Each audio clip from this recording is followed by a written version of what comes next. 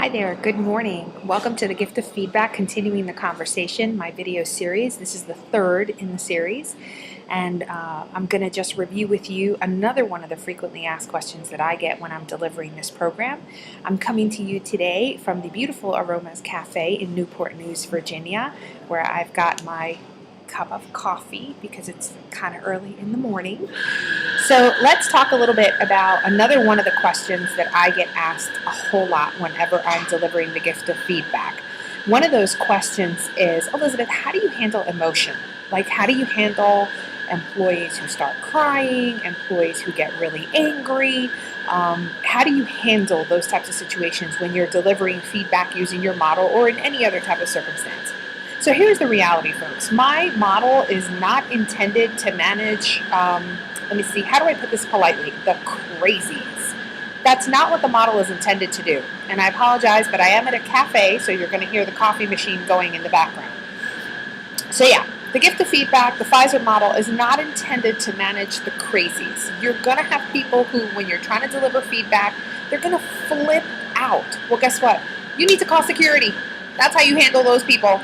Because I will tell you from personal experience, you do not want to try to manage the crazies by yourself. But for those people who you could see that the emotions are stirring, the model is actually, because the model focuses on behaviors, it focuses on fact and does not really permit you to interject your own opinion, a lot of times just through simple utilization of the model, you're going to really minimize a lot of that real emotion from employees. You're going to see that they're going to be like, oh, okay, they're talking about behaviors, they're not necessarily judging me, they're not attacking me, and so on and so forth. But you are going to have those people that no matter what kind of a model you use, they're going to get very, very defensive. So for the employee that starts to cry, and I realize this is going to sound very, very harsh, but I would recommend that you always have a bottle of water and a box of tissues in your office. Literally, shift the water right over to them, grab the box of tissues, put it in front of them, and without any kind of emotion on your part, say, take your time, let me know when you're ready to continue. And then be quiet. Do not engage in what I call sympathy. Sympathy is when you start going, oh, it's going to be okay, and you start, rubbing their shoulder and everything's going to be fine. Guess what? You're potentially lying to them, because the reality is things might not be fine. That person has a 50-50 shot. They can take your feedback and go back to work and turn their performance around, or they can take your feedback and say, the heck with this, I'm done with this place, and actively disengage and check out at that point. Here's the thing, you're going to achieve good results regardless. A, the employee turns it around and starts to perform. Yay, win. B, the employee doesn't turn it around, behaviors get worse, performance gets worse.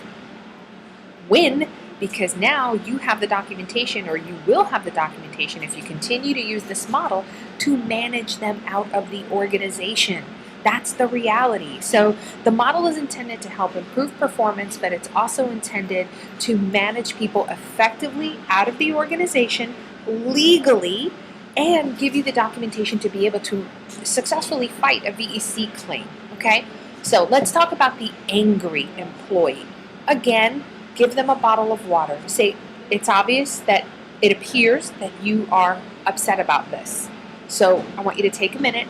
I want you to take a couple of deep breaths, and let's talk about what is it that's making you angry.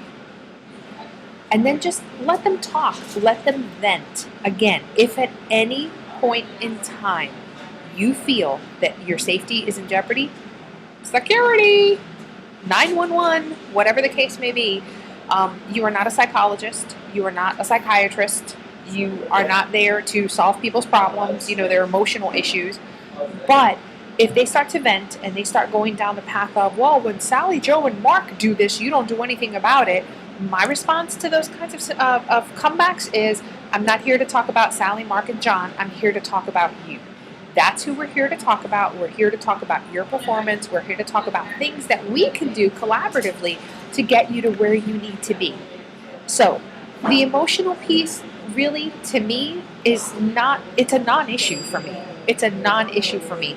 Was it always a non-issue for me? No, not really. Obviously, early on in my career, I struggled with the emotional thing until I realized that employees got emotional for one of a couple of reasons. Number one, it was sincere emotion because they were freaking out because they thought their job was in jeopardy. Number two, they were faking it to see what they could get out of you and if they could manipulate you. And number three, yeah, they were crazy. So the reality is you don't have the tools in hand immediately to figure out which one of those three it is. So you need to manage each of those by staying calm, cool, collected, and in control. So that's pretty much it. That's the video series, and that hopefully you will get a better understanding of how to use the model more effectively, that will yield you the kind of results that you're looking for.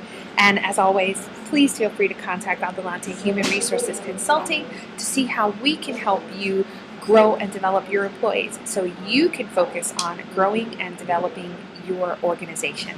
Thanks, and we'll see you next time, and we'll see what great location I can come up with to record this video next time. Talk to you soon.